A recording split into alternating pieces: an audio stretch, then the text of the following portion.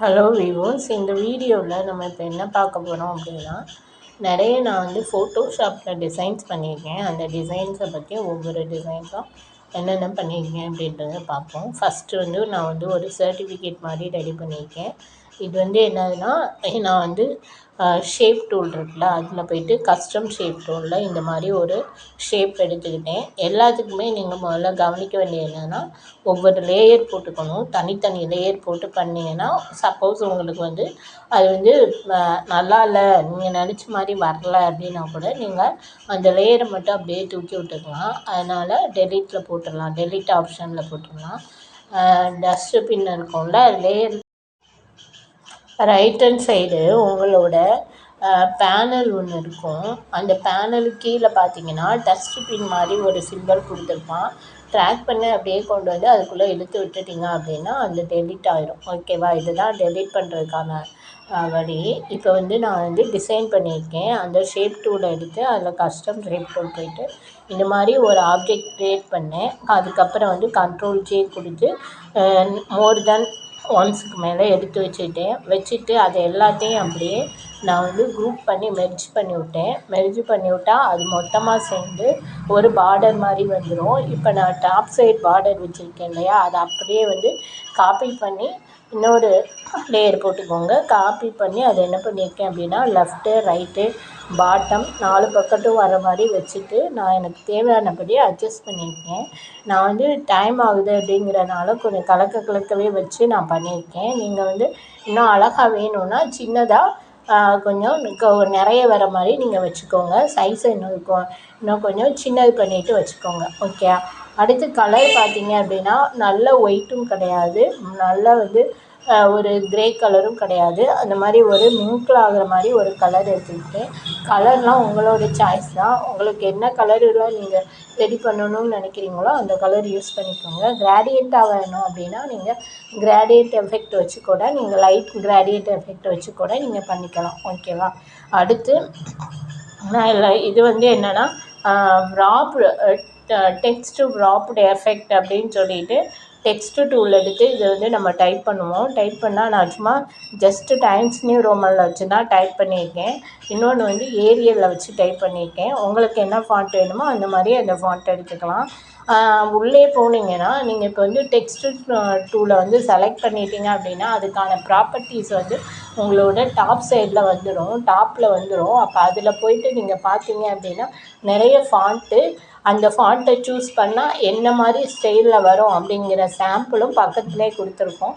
அதில் உங்களுக்கு என்ன மாதிரி சாம்பிள் பிடிக்குதோ அதை நீங்கள் எடுத்து நீங்கள் டெக்ஸ்ட்டாக யூஸ் பண்ணிக்கலாம். பண்ணிவிட்டு அதுக்கப்புறம் இந்த மாதிரி ரெடி பண்ணிடுங்க. நான் வந்து டெக்ஸ்ட்டு ரெடி பண்ணிவிட்டு அடுத்து அதே ப்ராப்பர்ட்டிஸில் வ்ராப் டெக்ஸ்ட் எஃபெக்ட் அப்படின்ற ஒரு ஆப்ஷன் இருக்கும். அந்த ஆப்ஷனில் போனீங்கன்னா இந்த மாதிரி ஆர்க் கொண்டு வந்துக்கலாம்.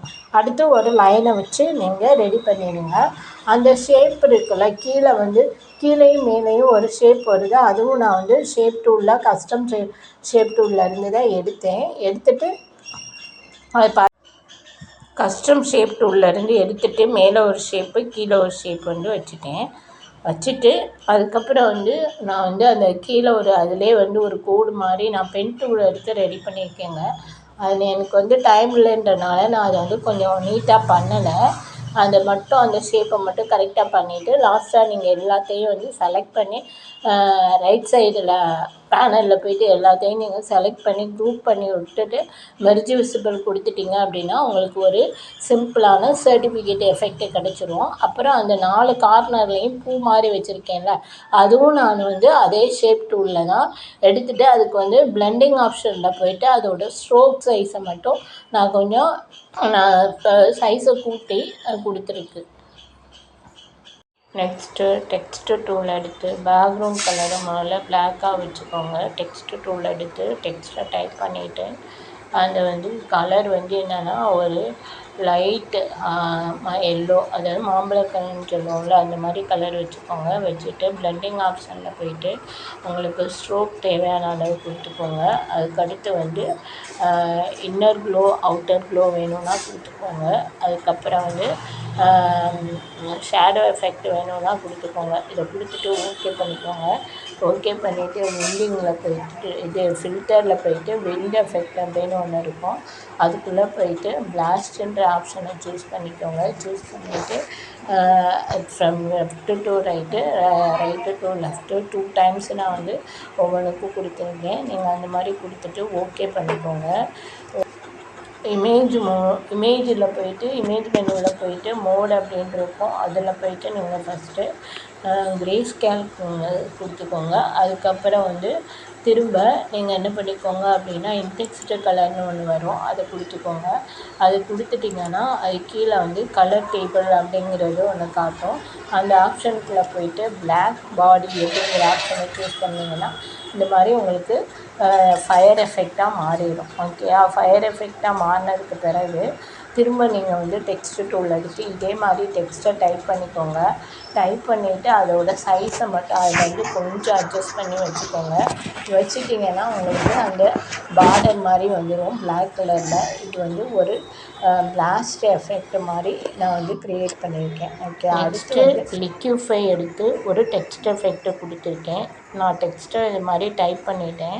டைப் பண்ணிவிட்டு நான் டைம்ஸ் நியூ ரோமனில் வச்சு டைப் பண்ணியிருக்கேன். டைப் பண்ணதுக்கு பிறகு நான் வந்து கலர் வந்து பிளெண்டிங் ஆப்ஷனை வச்சு கலர் கொடுத்துட்டேன். கலர் கொடுத்துட்டு கண்ட்ரோல் ஜே கொடுத்து ஃப்ரண்ட்டில் ஒரு டெக்ஸ்ட்டு, பேக்கில் ஒரு டெக்ஸ்ட்டு, சென்டரில் ஒரு டெக்ஸ்ட்டு வர மாதிரி வச்சுட்டு லைட்டாக அதை வந்து மூவ் பண்ணி 3D எஃபெக்ட் மாதிரி தெரியணும் அப்படின்றதுக்காக நான் அதுக்கு கொஞ்சம் அட்ஜஸ்ட் பண்ணி வச்சுருக்கேன். வச்சுட்டு லிக்யூஃபையில் போயிட்டு ஃபஸ்ட்டு ஒரு ப்ரஷ் டூல் மாதிரி ஒன்று இருக்கும். அதை எடுத்து நீங்கள் என்ன பண்ணுங்கள் அப்படின்னா அந்த டெக்ஸ்ட்டில் வச்சு தண்ணியில் வந்து எப்படி வந்து இப்படி வளைவாக வருமோ அந்த மாதிரி நீங்கள் அந்த ப்ரஷ்ஷை வச்சு அப்படி பண்ணி விடுங்க. பண்ணி விட்டிங்கன்னா இது வந்து நெடியாக வந்துடும். பண்ணிவிட்டு ஓகே கொடுங்க. ஓகே கொடுத்தீங்கன்னா உங்களுக்கு ஒரு டெக்ஸ்ட் எஃபெக்ட்டு வாட்டரில் வந்து ஒரு எழுதுன மாதிரி ஒரு டெக்ஸ்ட் எஃபெக்ட் கிடைக்கும். அதாவது வாட்டரில் எழுதுன மாதிரினா அந்த மாதிரி நெடியாக. அடுத்து ரெஃப்ளெக்ஷன் டெக்ஸ்ட் எஃபெக்ட்டு, இதுக்கும் அதே மாதிரி பேக்ரவுண்டை வந்து பிளாக்காக வச்சுட்டு டைம்ஸ் நியூ ரோமன் எடுத்து நான் ஒரு டெக்ஸ்ட்டை டைப் பண்ணிவிட்டேன். டைப் பண்ணிவிட்டு பிளெண்டிங் ஆப்ஷனில் போயிட்டு பிவல் எம்பாஸ் கொடுத்துட்டேன். பிவல் எம்பாஸில் இன்னர் பவுல், அதுக்கப்புறம் ஹார்டு சீசர் கொடுத்துட்டு உங்களுக்கு சைஸு டிஸ்டன்ஸ் எல்லாம் டெப்த்து எவ்வளோக்கு வேணுமோ அந்த மாதிரி வச்சுக்கோங்க. வச்சுட்டு ஓகே பண்ணிக்கோங்க. ஓகே பண்ணிவிட்டு நீங்கள் வந்து கிரேடியன்ட் டூல் எடுத்து அதில் வந்து பிளாக்கும் ஒயிட்டும் வர மாதிரி வச்சுட்டு நீங்கள் வந்து லீனியர் ஆப்ஷன் எடுத்துக்கோங்க. லீனியர் ஆப்ஷன் எடுத்து ரெடி பண்ணிக்கோங்க. ரெடி பண்ணிவிட்டு பிறகு கண்ட்ரோல் ஜே கொடுத்து அதில் ஒரு டூப்ளிகேட் எடுத்துக்கோங்க. எடுத்துகிட்டு எடிட்டில் போயிட்டு ட்ரான்ஸ்ஃபார்ம் போயிட்டு ஃப்ளிப் வெர்டிக்கல் அப்படின்னு கொடுத்தீங்கன்னா அது தலைகீழ மாறிடும். டவுன் ஆரோவை அட்ஜஸ்ட் பண்ணி அதை இழுத்து கீழே வச்சுக்கோங்க. வச்சுட்டு இந்த லேயரில் வச்சு ரைட் கிளிக் பண்ணிங்கன்னா க்ரியேட் கிளிப்பிங் மாஸ்க்குன்னு வரும். அதை கொடுக்கலாம். அப்படி இல்லைன்னா லேயர் மெனுவில் போயிட்டு லேயர் மாஸ்க் அப்படின்றது ஒன்று வரும். அதில் போயிட்டு அதுலேயும் க்ரியேட் கிளிப்பிங் மாஸ்க்குன்னு இருக்கும் லேயர் மெனுவில். அதை நீங்கள் கொடுத்துக்கலாம். எந்த ஆப்ஷன் வேணாலும் யூஸ் பண்ணி ஒரு க்ரியேட் கிளிப்பிங் மாஸ்க்கை கொடுத்துட்டு நீங்கள் இந்த கிராடியன்ட்டு வச்சுருக்கீங்கள்ல அந்த கிராடியன்ட்டை கீழே இருந்து அதாவது பாட்டத்தில் இருந்து மேல் நோக்கி இழுத்து விடுங்க. இழுத்து விட்டிங்கன்னா உங்களுக்கு ஒரு டெக்ஸ்ட் எஃபெக்ட் மாதிரி ரெஃப்ளெக்டட் டெக்ஸ்ட் எஃபெக்ட் மாதிரி கிடச்சிரும். ஓகேவா? இதை நீங்கள் பண்ணி பாருங்கள். அடுத்து அந்த ஸ்க்ரீனில் பார்த்தீங்கன்னா நான் என்னென்ன டெக்ஸ்ட் எஃபெக்ட் கொடுத்துருக்கேன் அப்படிங்கிறது சைடில் காட்டுது. நீங்கள் அதை பார்த்துக்கோங்க. நெக்ஸ்ட்டு வந்து நான் வந்து ஒரு சாக்லேட் ரேப்பர் ஒன்று ரெடி பண்ணுறது எப்படின்றது நான் போட்டிருக்கேன். அது எப்படின்னா முதல்ல ஒரு மாடலுக்கு நெட்லேருந்து ஒரு சாக்லேட் ரேப்பரை எடுத்துட்டேன். அது மாதிரி வந்திருக்காது. ஆனால் வந்து ஒரு 90% வந்து அது மாதிரி நான் கொண்டு வந்திருக்கேன். இன்னும் கொஞ்சம் எஃபெக்ட் போட்டிருந்தேன்னா ஃபுல்லாக அது மாதிரியே எனக்கு கிடச்சிருக்கும். ஃபஸ்ட்டு வந்து ஒரு லேயர் எடுத்துகிட்டு அதில் வந்து ஆர்கியூ டூல் எடுத்து ஒரு ரெக்டாங்குலர் மார்க்கர் டூலை வச்சு ஒரு ஸ்கொயர் போட்டுட்டு ஹைட்ராபர் டூல் எடுத்து அந்த சாக்லேட் கலரை அதுலேருந்து பிக் பண்ணி நான் எடுத்து கொண்டு வந்து இதில் எடிட்டில் போயிட்டு ஃபில் பண்ணி அப்ளை பண்ணிவிட்டு அதுக்கு வந்து ஸ்ட்ரோக் கொடுத்துக்கிட்டேன். ஸ்ட்ரோக் கொடுத்துட்டு பிவல் எம்பாஸ் பண்ணிவிட்டு அதே மாதிரி தான் இன்னர் பவுல் அதுக்கடுத்து ஹார்டு சீசர் கொடுத்துட்டு ஸ்ட்ரோக்கோட அளவை அதே மாதிரி அதே கலரில் வச்சு ஸ்ட்ரோக்கோட அளவை கொஞ்சம் நான் கூட்டிட்டு அதை வந்து நான் சைஸை இது வியூவில் போயிட்டு கைடு இருக்கும் அதில் நியூ கைடு அப்படிங்கிறத நான் எடுத்து போட்டுட்டு எனக்கு வந்து எந்த அளவுக்கு அந்த சாக்லேட் வந்து பீஸாக தெரியுதுல்ல அந்த ஸ்கொயர் மாதிரி அந்த மாதிரி நான் வந்து லெஃப்ட்டு டு ரைட்டும் அதுக்கடுத்து டாப் டு பாட்டமும் அந்த கைட்லைன்ஸ் எடுத்து போட்டுட்டு நான் அந்த சைஸுக்கு நான் என்ன பண்ணிட்டேன் அப்படின்னா அந்த மார்க்கர் டூலை வச்சு நான் அந்த அப்ளை பண்ணி எஃபெக்ட் பண்ணியிருக்கேன்ல அதை அட்ஜஸ்ட் பண்ணி சின்னதாக்கிட்டு அதே மாதிரி இன்னும் 2 எடுத்து வச்சு நீல சைஸாக இழுத்து விட்டா அந்த ஃபுல் அந்த இது வந்துடுச்சு. அதுக்கப்புறம் அதே இதிலேருந்து இது எல்லாத்துக்குமே வந்து நான் Ctrl+J கொடுத்து காப்பி எடுத்து தான் பண்ணினேன்.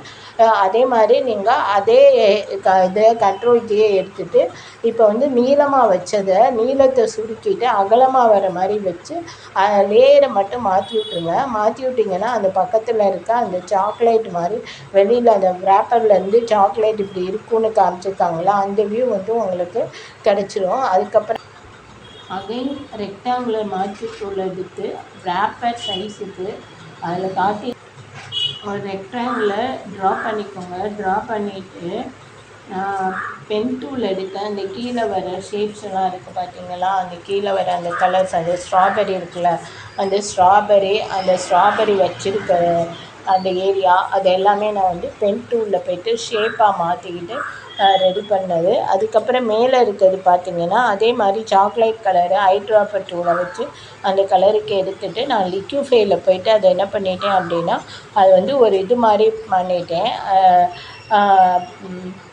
பண்ணிக்கோங்க. பண்ணிவிட்டு அதுக்கப்புறம் அந்த மேலேருந்து பால் மாதிரி கொட்டுதல்ல அதுவும் வந்து நான் லிக்யூஃபை வச்சு தான் பண்ணியிருக்கேன். அதுக்கப்புறம் அந்த பால் வந்து அப்படியே சொட்டாக அந்த எல்லா பக்கட்டும் செதற மாதிரி காமிச்சிருக்கேன் இல்லையா, செதற மாதிரி காமிச்சது வந்து நான் வந்து ப்ரஷ் டூல் எடுத்து அதில் வச்சுருக்கேன். நீங்கள் ப்ரஷ் டூல் எடுத்து இன்னும் கொஞ்சம் நல்லா பண்ணிங்கன்னா நல்லா வரும். அந்த லேயரில் வந்து அந்த பால் ஊற்றினோன்னே அந்த சாக்லேட் தெறிக்கிற மாதிரி காமிச்சிருக்கேன் பார்த்தீங்களா, அது வந்து என்னென்னா பின்னால் ஒரு லேயர் வச்சுருக்கேன், முன்னால் ஒரு லேயர். அதே மாதிரி எஃபெக்டை வந்து முன்னால் ஒன்று பின்னால் ஒன்று கொடுத்துருக்கேன்.